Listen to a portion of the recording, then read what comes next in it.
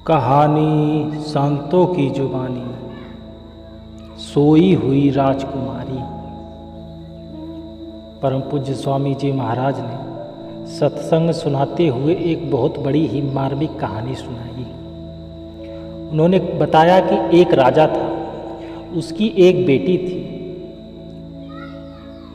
जिसे राजा रानी ने बड़े ही प्यार से पाला था। वे नहीं चाहते थे कि उनकी बेटी को कोई दुख या तकलीफ हो, इसलिए उन्होंने उसके आसपास ऐसा इंतजाम किया था जिससे उस शहजादी तक कोई भी दुख दर्द की चीज़ न पहुँचे। तो जैसा कि सोई हुई राजकुमारी की कहानी बताई जाती है, एक दिन राजा रानी को महल से कहीं बाहर जाना था। जब वे महल से बाहर गए तो उनकी बेटी अपने महल में ही, जहाँ वह रहती थी, ऊपर नीचे आना जाना शुरू कर दी। जब वह उस सबसे ऊपर की मंजिल पर पहुँची तो वहाँ एक औरत सुई धागे से कपड़े सीने का काम कर रही थी। सब लोगों को महल में यही कहा गया था कि जब राजा रानी महल में न हो तो कोई भी काम नहीं होना चाहिए। इस लड़की ने कभी ऐसा करते हुए किसी को देखा नहीं था। जब ऐसा दृश्य देखा तो उसे बहुत दिलचस्पी हुई। वह बुजुर्ग औरत के एकदम पास पहुंची तो औरत ने काम करना बंद कर दिया, क्योंकि उसने देखा कि शहजादी आ रही है। लेकिन शहजादी ने उसे ज़बरदस्ती कहा कि तुम मुझे इसको सिखाओ।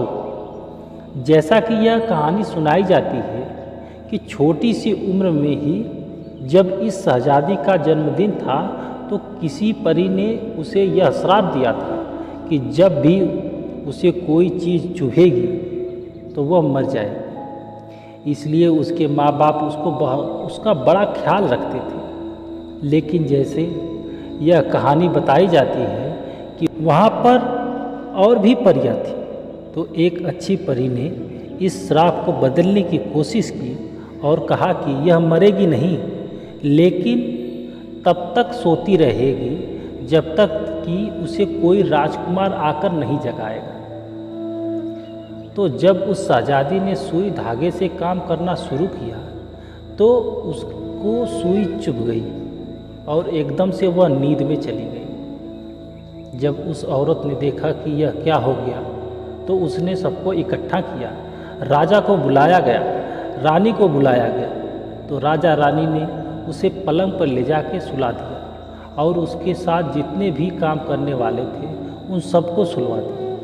कुछ समय बाद राजा रानी की मौत हो गई और उस महल में वह शहजादी और उसके साथ जितने लोग भी थे जो उसकी मदद किया करते थे, सबके सब सोए रहे।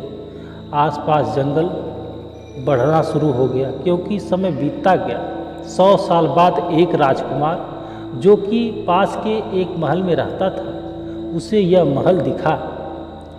कहानी में बताया जाता है कि जब उसने इस शहजादी को चूमा तो वह शहजादी उठ बैठी। ऐसी ही हमारी आत्मा, हमारी रूह, जो हमारा असल रूप है, वह युगों युगों से सो रही है।